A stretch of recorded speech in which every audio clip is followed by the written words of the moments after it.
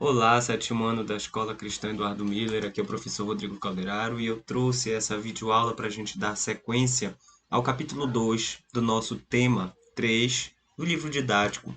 Faz parte do nosso conteúdo. E o tema 3 a gente está estudando um pouco das transformações que o cristianismo vem sofrendo na Europa, ali durante o contexto do renascentismo, né? Então estamos falando, lembre-se, de século XIII, XIV, XV e XVI. Nós vimos os antecedentes da reforma protestante na Europa, principalmente na aula passada, aqueles quesitos que estavam relacionados à insatisfação dos europeus com relação ao cristianismo, mais especificamente à Igreja Católica. Nós vimos em Roma o que era o movimento cristão, como ele surgiu, até que, por volta ali do século IV, tornou-se a religião oficial do Império Romano, e aos poucos foi adquirindo, né, essa crença, essa religião foi adquirindo os contornos de uma doutrina de uma igreja. Ao longo da Idade Média, essa igreja ficou muito poderosa, como nós vimos no finalzinho do ano passado. Cada feudo possuía uma capela, uma igreja, um bispo. Então, essa igreja tornou-se muito poderosa durante a Idade Média, e agora que estamos estudando o final da Idade Média, já o surgimento de tempos que eram conhecidos como tempos modernos, e a gente vê esses reflexos aí no movimento do renascentismo, com sua teoria do humanismo, né, o pensamento científico florescendo, nós vamos ver então grandes insatisfações com principalmente o comportamento das pessoas que são ligadas à Igreja Católica Apostólica Romana. Nós vimos isso, nós vimos as práticas que a igreja estava fazendo na época que eram desagradáveis à maioria do povo, principalmente aquela camada social que está surgindo aí, que é a burguesia. Então, turma, nós vamos ver, por fim, como que toda essa onda de insatisfação ela vai acabar originando um verdadeiro movimento de rompimento. Nós vimos na aula passada as cismas mais importantes da Igreja Católica, ou seja, as divisões por quais essa igreja passou durante esse momento dos séculos 13, 14, 15 e 16. Nós vamos ver agora, então, os movimentos contestatórios que chegaram a originar igrejas diferentes daquela católica apostólica romana. Qual é a primeira igreja dissidente da Igreja Católica Apostólica Romana? Nós vimos na aula passada. É a Igreja Ortodoxa, que se originou no Império Romano do Oriente, né? Então, a Igreja Ortodoxa Cristã é o primeiro racha, o primeiro cisma da Igreja Católica Apostólica Romana. Isso acontece no século XI. Agora nós vamos ver como a Igreja teve que sofrer novas cisões a partir de movimentos que ficaram conhecidos como protestantes. Então, nós vamos estudar a Reforma Protestante, que é uma série de movimentos de pessoas que eram ligadas à Igreja Católica Apostólica Romana, mas que por suas ideias serem diferentes, estarem divergindo muito da prática da Igreja Católica Apostólica Romana, vai ser esses líderes desses movimentos, eles vão acabar fundando igrejas diferentes. Então venham comigo, acompanhem aí com o livro de vocês. A primeira página do tema do capítulo está trazendo a difusão da reforma protestante. Coisas que a gente tem que entender. O início dessa reforma protestante vai ser localizado ali na região chamada de Sacro Império Romano Germânico. É uma região onde hoje agrega ali os países da Alemanha, da Áustria, da Polônia, onde a França fazia parte também, né? Então existiam ali, era vamos dizer assim, era uma conjunção, né, uma união de diversos territórios que estavam saindo do feudalismo, né, ainda eram extremamente agrários, ainda tinham muitos resquícios dos feudos, né, do feudalismo, daquela estrutura social, política e econômica que a gente viu, que é característica do período da Idade Média, o feudalismo. E bem, esse Sacro Império Romano Germânico é como se fosse, né, o que é hoje a Alemanha, a Polônia, a Áustria, um pedacinho da França. Então, na época ainda não eram esses países, mas é ali que a gente vai ter o início da Reforma Protestante. A gente tem que entender então que é uma região que está ligada ainda com raízes culturais à ligação por suzerania e vassalagem, ainda tem um contexto agrário, camponês, ainda vive muita a relação com a Igreja Católica Apostólica Romana. E lá também a gente vai observar um descontentamento com a conduta do clero ligado à Igreja Católica. Então, tudo que a gente viu na aula passada, nós vamos observar também nessa localidade que é o Sacro Império Romano Germânico. E nós vamos ver por que essa reforma vai acontecer nessa localidade, como ela vai ter certa facilidade para se difundir pelos demais territórios, localidades do continente europeu. E não só a Europa, mas sim também continente americano. Por fim, a página quer lembrar vocês que essa reforma protestante ela não é o produto do século XV e XVI, mas ela tem seus antecedentes lá no século X, século XI e século XII. A grande característica, turma, das reformas protestantes em geral, tanto as que aconteceram ali no século XI, para as que a gente está estudando agora, no século XV e XVI, é o fato de pessoas de dentro da Igreja Católica Apostólica Romana estarem sendo contrárias à própria Igreja. Então, são geralmente estudiosos da doutrina cristã que vão, aliado ao contexto social de descontentamento com a Igreja Católica, vão formular ideias que contestem um pouco as práticas que são consideradas abusivas, como a gente viu, né, que a gente vai falar novamente, a venda de indulgências, né, comprar o seu lugar no céu, comprar um pedacinho da cruz de Cristo, comprar um pedacinho ali da do cálice em que Jesus celebrou a última ceia. Então, esse tipo de prática, né, venda de cargos para famílias nobres, tudo isso vai ser condenado tanto pelo povo quanto por pessoas de dentro da Igreja Católica. Então, essa reforma protestante ela já tem seus antecedentes ali no século XI e XII, quando a gente viu aquela série de contestações, aquela série de insatisfações que o povo tinha com a Igreja Católica. Turma, o primeiro desses movimentos que a gente vai observar é o luteranismo. E ele está centrado na figura de Martinho Lutero. Martinho Lutero nasceu no século XV, né, e viveu durante o século XVI. Martinho Lutero é a figura central da Reforma Protestante. Não existe Reforma Protestante sem a figura de Martinho Lutero. Martinho Lutero era um monge da ordem dos agostinianos, ou seja, ele era católico, ele pertencia ao clero da Igreja Católica, e ele lecionava na Universidade de Wittenberg, na Saxônia, uma região que era pertencente ao Sacro Império Romano Germânico. Então, turma, ele lecionar em uma universidade já diz muito. Era uma pessoa estudada, conhecia tanto a doutrina cristã, quanto conhecia também a escolástica de Santo Agostinho. Ora, ele era da mesma ordem que Santo Agostinho, então ele estudava muito Santo Agostinho. Sabemos que Santo Agostinho é o principal nome da escolástica, que vai reformar um pouco o pensamento religioso e científico ali durante o século XIV. Então, turma, ele vai ter muita influência de Santo Agostinho, Martinho Lutero, e ele vai ser uma pessoa que vai contestar grande parte da doutrina cristã conforme praticada pela Igreja Católica Apostólica Romana. Já na universidade ele vai começar a questionar, a contestar, a difundir algumas ideias ali contrárias aos dogmas católicos. E em uma ocasião, no ano de 1517, ele vai fixar na porta da universidade 95 teses. O que eram isso? 95 ideias que Martinho Lutero defendia contra as práticas da Igreja Católica Apostólica Romana. Eram 95 ideias em que ele contestava, 95 pequenos pensamentos, assim, né? Então ele começou a fixar em vários papéis sínteses do pensamento dele, né?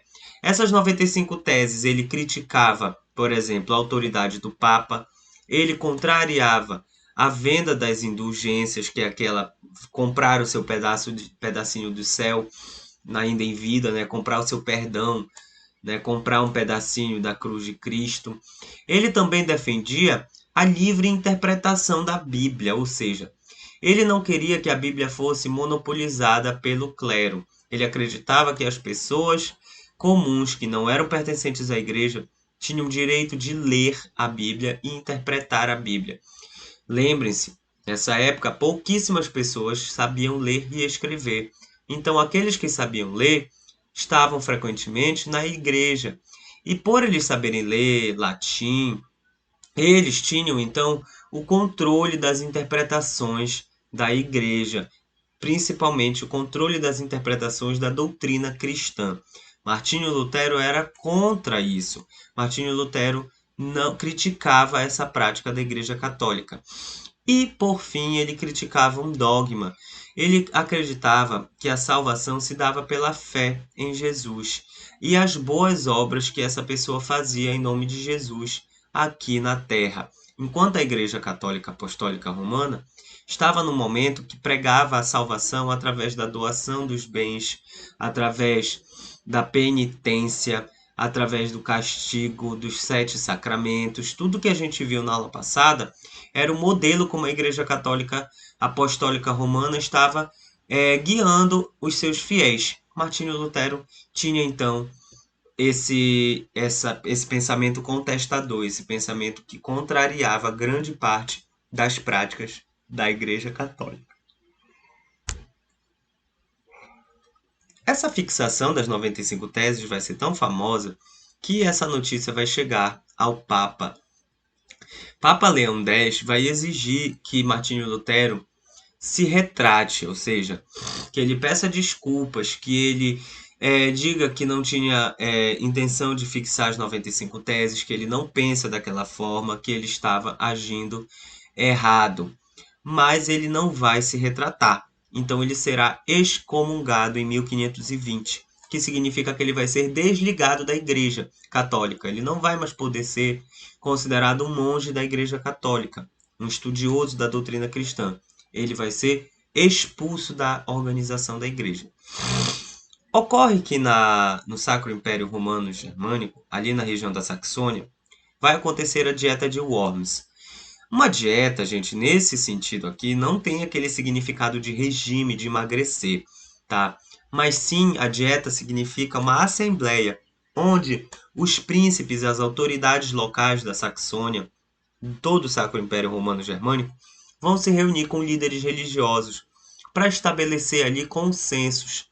Nessa época, gente, a igreja ainda estava muito ligada à nobreza, então eles ainda tinham uma estreita ligação. A igreja fundamentava o domínio político dos nobres e os nobres fundamentavam o domínio religioso da igreja. Era uma relação mútua, né? Os dois se ajudavam, os dois construíam sua autoridade juntos.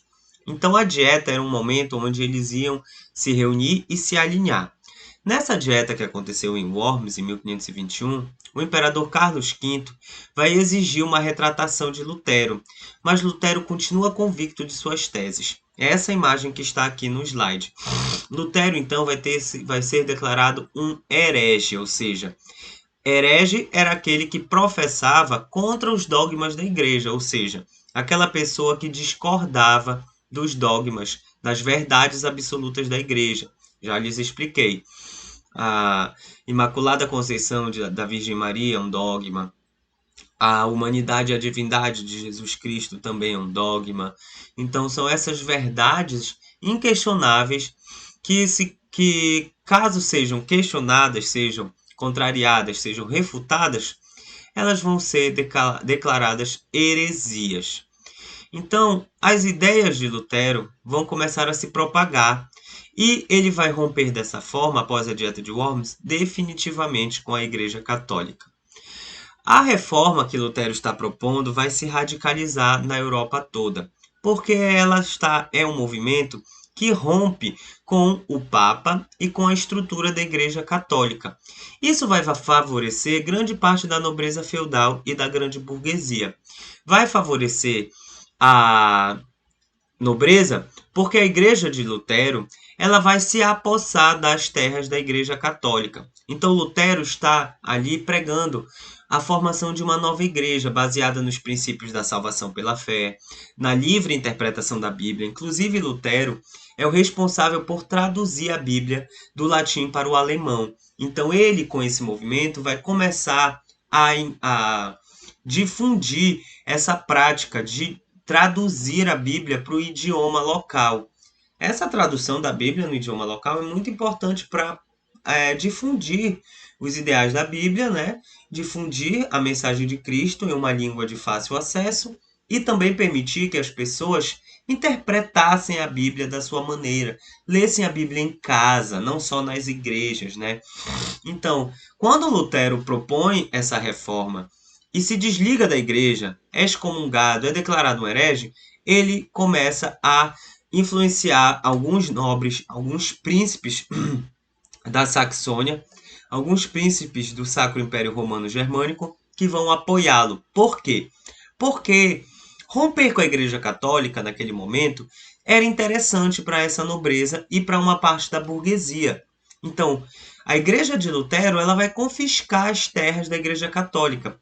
Porque se a Igreja Católica estava junto com a nobreza, e a nobreza vê na Igreja de Lutero a oportunidade de confiscar as terras da Igreja Católica e tomar posse, ela vai favorecida pela Reforma Protestante. Então ela vai, alguns príncipes, alguns donos de terra vão romper com a Igreja Católica e se aliar a Lutero.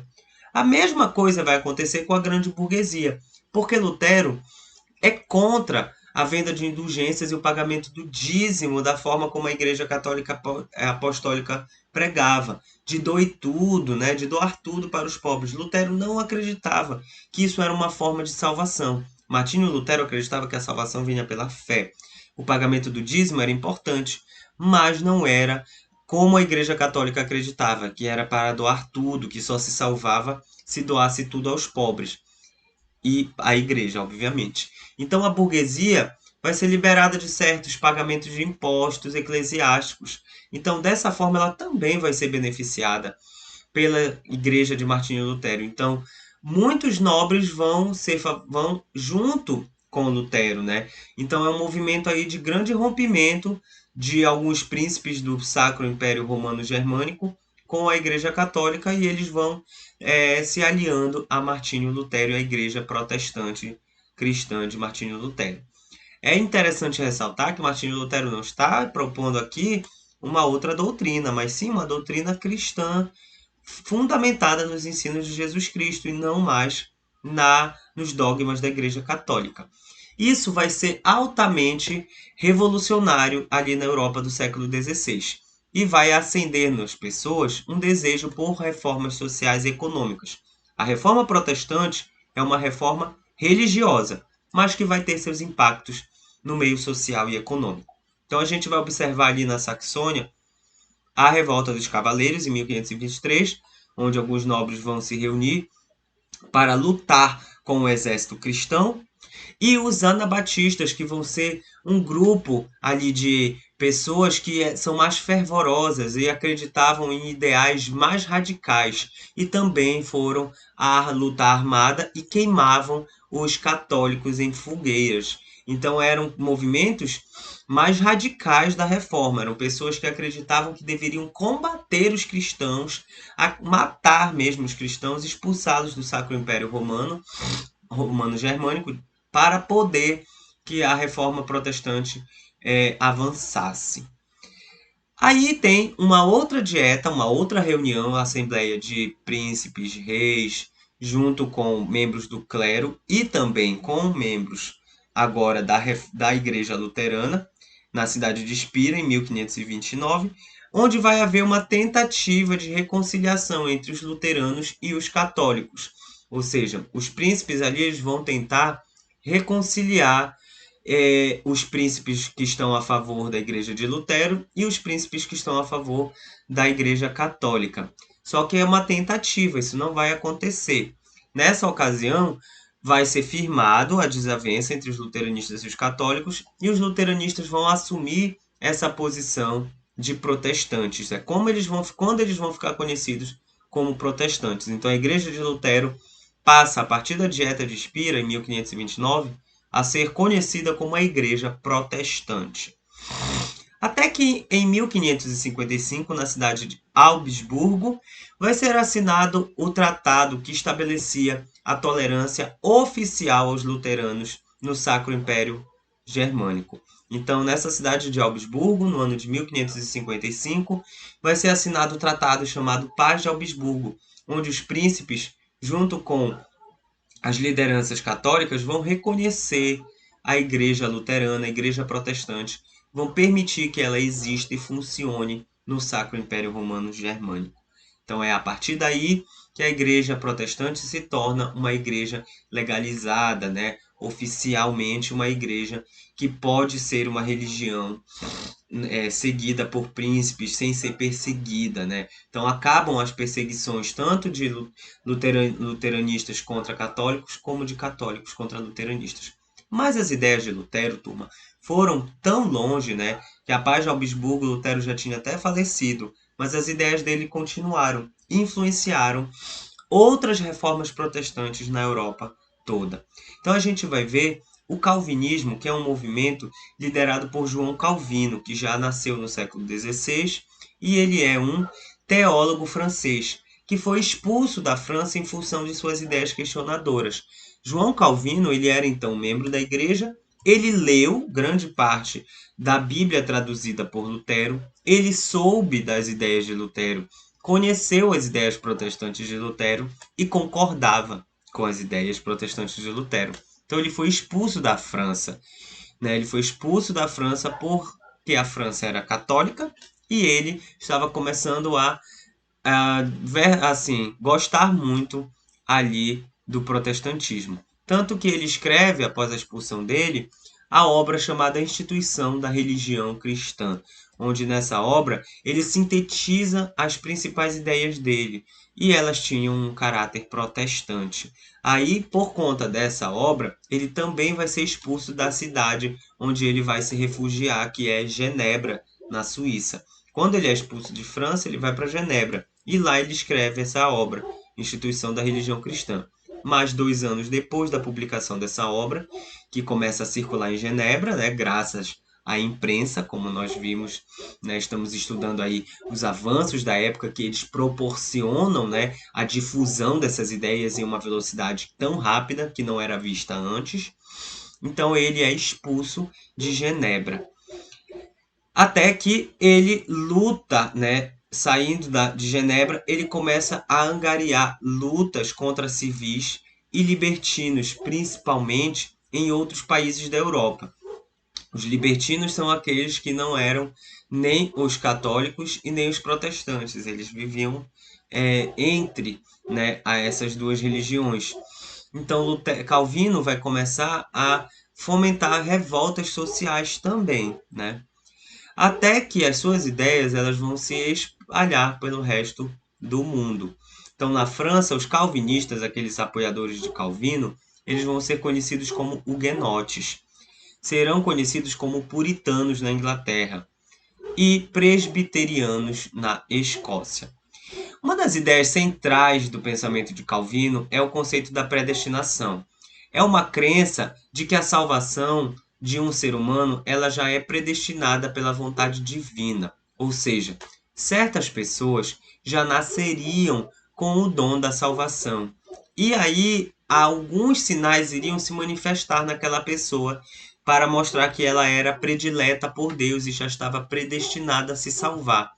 Então a prosperidade material de certas pessoas não era vista pelos calvinistas como um acúmulo de riquezas, como uma tentativa de se engrandecer, de enriquecer, e sim como um sinal de prosperidade que Deus estava dando àquela pessoa, mostrando que ela era uma pessoa que seria predestinada a ser salva.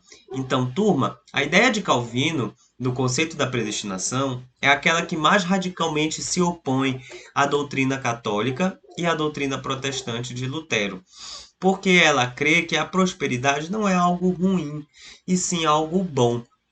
É algo que deve ser cultivado, porque uma pessoa que prospera por seu trabalho, que guarda seu dinheiro, que se resguarda, que não vai a festas, que não gasta seu dinheiro à toa, ela é uma pessoa escolhida por Deus para ser salva. Então, esses sinais são os sinais de que a pessoa, ela por vontade divina, já vai ser salva. Então, Calvino acreditava na predestinação. Diferente da Igreja Católica, que via o acúmulo de bens como ruim, diferente da Igreja de Lutero, que não via na predestinação, né, um pretexto para acumular bens. Então, as ideias de Calvino, elas vão ser espalhadas pela Europa toda e vão alcançar países como a França, a Inglaterra e a Escócia. Na Inglaterra, gente, a gente vai viver uma reforma política, uma reforma religiosa que se originou na política. Então a gente viu aí na Alemanha Lutero, na França e na Suíça Calvino, e na Inglaterra a gente vai ver a Igreja Anglicana. Por que que a reforma religiosa se originou na política?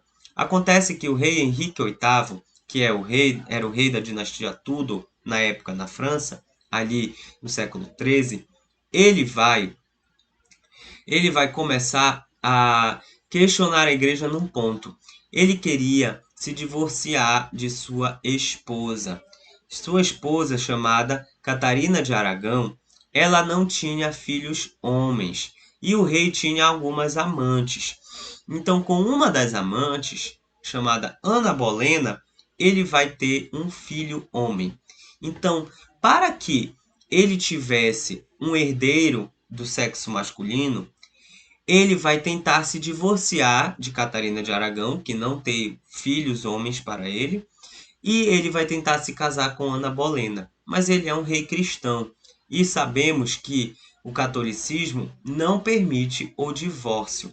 O casamento é um ato para a vida toda. Ele não pode ser desfeito. Então, o rei Henrique VIII queria desfazer-se do seu casamento com Catarina de Aragão para que ele tivesse o seu herdeiro reconhecidamente como filho legítimo.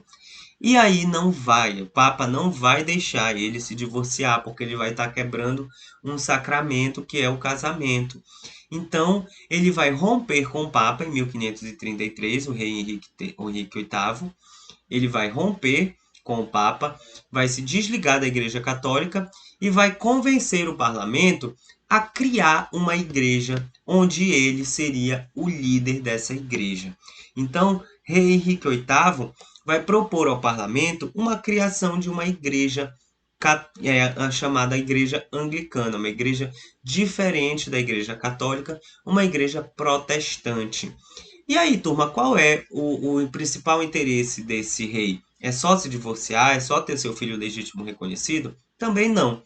O parlamento, né, que é a instituição que limita o poder do rei, nós vamos estudar isso com mais calma lá no 8º ano, é uma instituição em que o rei tinha que submeter e suas vontades tinham que ser aprovadas pelo parlamento. O parlamento vai ter que ser convencido pelo rei. Por que criar uma nova religião? Ora, é óbvio, confiscar as terras que a Igreja Católica possuía. Então, criando uma nova igreja, as terras que a Igreja Católica possuía não seriam mais da Igreja Católica, seriam terras agora da Igreja Protestante Anglicana. Então o rei consegue convencer o parlamento a criar uma nova igreja, fundamentando assim, mostrando as vantagens de se desligar da Igreja Católica Apostólica Romana. Então é por isso que a gente diz que na Inglaterra, a reforma religiosa, a reforma protestante, ela se originou na política. Foi um ato político, foi um ato do rei. Então, quando se cria a Igreja Anglicana, o rei é que torna-se o líder dessa igreja. Então, na Inglaterra, o rei ou a rainha são os líderes da igreja anglicana também, que é a religião oficial. É uma igreja muito parecida com a igreja católica, mas com alguns ideais protestantes e sem essa e separada, né, administrativamente da Igreja Católica Apostólica Romana. Turma, eu quero que vocês façam, então, diante de tudo isso, o panorama, a atividade do panorama, onde ela vai falar da difusão do protestantismo no Brasil. E aí é uma questãozinha, vocês vão ler aquela página, uma questãozinha, e vocês vão refletir sobre ela e me enviar no caderno. A atividade também do final do capítulo, sistematizar, vocês devem fazer, sistematizar e refletir. Respondam as perguntas no caderno. Eu vou gravar em breve, não sei se é essa semana ou se na próxima, mas vai sair a correção desse exercício, porque esse é um capítulo muito importante para a gente entender. É aqui que nasce o protestantismo, ou o que hoje a gente conhece como igrejas evangélicas, como as denominações cristãs. Tudo se originou aqui na Europa, principalmente a partir das ideias de Martinho Lutero. Então é muito importante que vocês conheçam os principais fatos da Reforma Protestante para entender como que ela vai influenciar a reforma, surgimento de religiões protestantes no mundo todo. Então, caso vocês tenham alguma dúvida, me procurem no aplicativo Clipe Escola e se tiverem dúvida para resolver a questão também. Eu vou ficando por aqui, desejando que estejam com saúde, se cuidem, fiquem com Deus. Tchau, tchau!